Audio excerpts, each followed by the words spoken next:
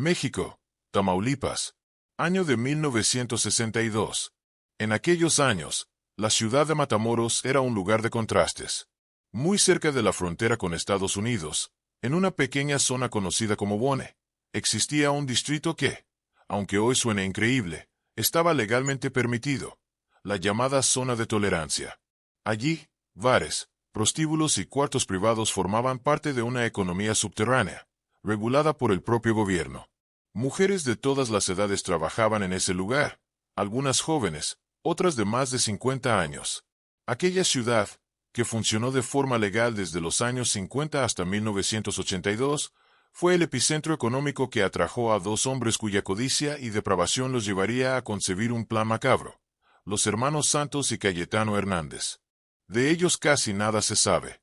No existe documentación precisa sobre sus edades, orígenes o educación. Lo único que trascendió fueron sus actos, especialmente en un sitio remoto llamado Hierbabuena, una aldea perdida en las montañas. Allí, estos hombres, cansados de delitos menores y estafas con escasa recompensa, idearon una trama que terminaría desencadenando uno de los crímenes más escalofriantes jamás cometidos en México, y lo más impactante, dirigido por una mujer.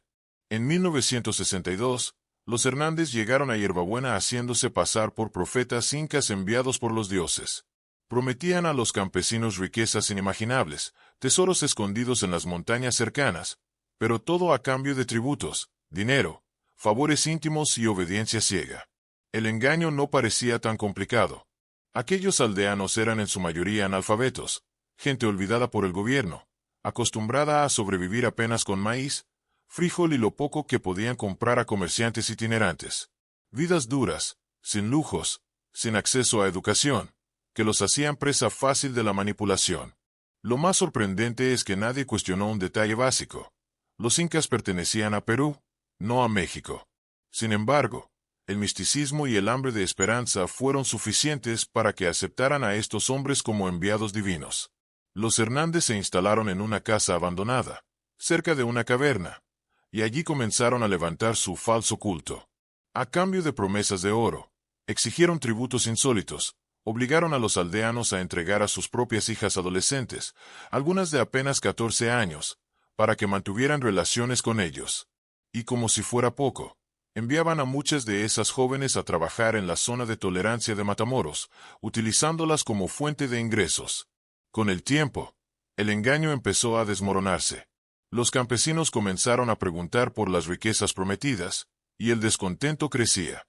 Ante el peligro de perder su influencia, los Hernández idearon un plan aún más retorcido: buscar a alguien que se hiciera pasar por la reencarnación de una princesa inca. Fue entonces cuando entró en escena una mujer que cambiaría la historia para siempre: Magdalena Solís. Magdalena había nacido en la pobreza absoluta, sin registro oficial de nacimiento, lo que hace imposible precisar su edad exacta. Se cree que vino al mundo en Tampico, Tamaulipas, en el seno de una familia disfuncional y con carencias extremas. Muy joven se trasladó con su hermano, Eliezer Solís, a Monterrey, Nuevo León, en busca de mejores oportunidades. Pero la realidad los golpeó duro. Magdalena terminó ejerciendo la prostitución, mientras que su hermano, además de explotarla, también la protegía frente a clientes violentos. Se decía que era una mujer atractiva, de carácter fuerte, pero con severos problemas mentales y una personalidad marcada por fantasías sexuales extremas.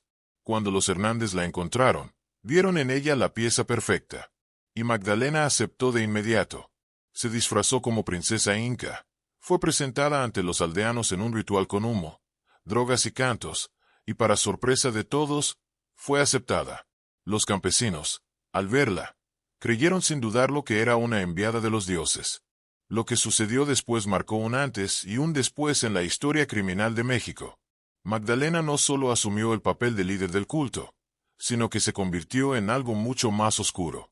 Obsesionada con su rol, empezó a experimentar con rituales sexuales colectivos, luego con sacrificios de animales, y finalmente, con sacrificios humanos. Magdalena padecía parafilias que la llevaban a beber sangre y sentir placer con ello. Practicaba actos incestuosos con su hermano Eliezer. Bajo el efecto de drogas alucinógenas proporcionadas por los Hernández, terminó convencida de que realmente era una diosa azteca encarnada. Quienes se mostraban escépticos dentro del culto simplemente desaparecían. La realidad es que eran conducidos a la caverna, donde eran brutalmente asesinados a machetazos. Sus corazones eran arrancados y su sangre mezclada con la de animales para ser consumida en rituales macabros. En marzo de 1963, un joven de 14 años llamado Sebastián Guerrero descubrió por accidente la verdad detrás de las desapariciones en Hierbabuena. Espiando los rituales en la cueva, vio con sus propios ojos cómo 2 hombres eran descuartizados y ofrecidos en sacrificio. El muchacho corrió aterrorizado más de 10 kilómetros hasta llegar a una estación de policía. Aunque muchos oficiales no le creyeron, uno de ellos, Luis Martínez, decidió acompañarlo. Aquello sellaría su destino. Cuando llegaron al poblado, fueron capturados. Tanto Sebastián como el policía fueron asesinados y posteriormente hallados entre los restos humanos que llenaban la caverna. La ausencia del oficial levantó sospechas y pronto el ejército fue enviado a investigar. Al llegar a Hierbabuena, los soldados fueron recibidos a tiros por los hermanos Hernández. En el enfrentamiento, Santos murió baleado y Cayetano fue linchado por los propios aldeanos, hartos de sus abusos. Magdalena y su hermano Eliezer fueron arrestados. En la caverna se encontraron restos humanos que confirmaban la magnitud de las atrocidades. Al menos 14 víctimas habían sido sacrificadas, entre ellas niños, adultos y hasta un policía. Los Solís fueron condenados a 50 años de prisión en Ciudad Victoria. Sobre el destino final de Magdalena existe misterio. Algunas versiones aseguran que murió en prisión de manera extraña, otras afirman que salió libre décadas después.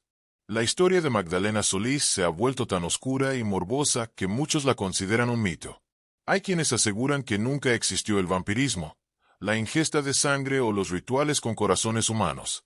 Lo que sí es cierto es que hubo un culto, hubo muertes, y Magdalena lideró a una aldea completa hacia la locura. Incluso hoy, más de 60 años después, no existe ninguna fotografía confirmada de ella.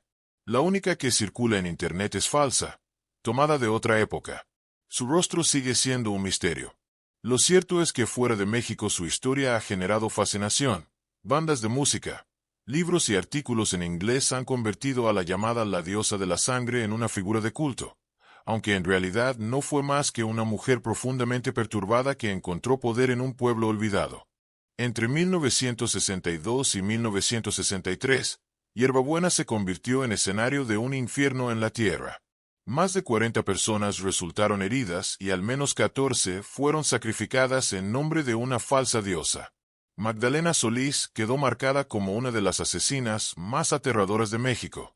Y aunque muchos se niegan a creer que algo así pudo suceder, los testimonios, las condenas judiciales y los cuerpos hallados en la cueva cuentan otra historia, una historia real. Quizá ella y su hermano lograron salir libres después de cumplir su condena.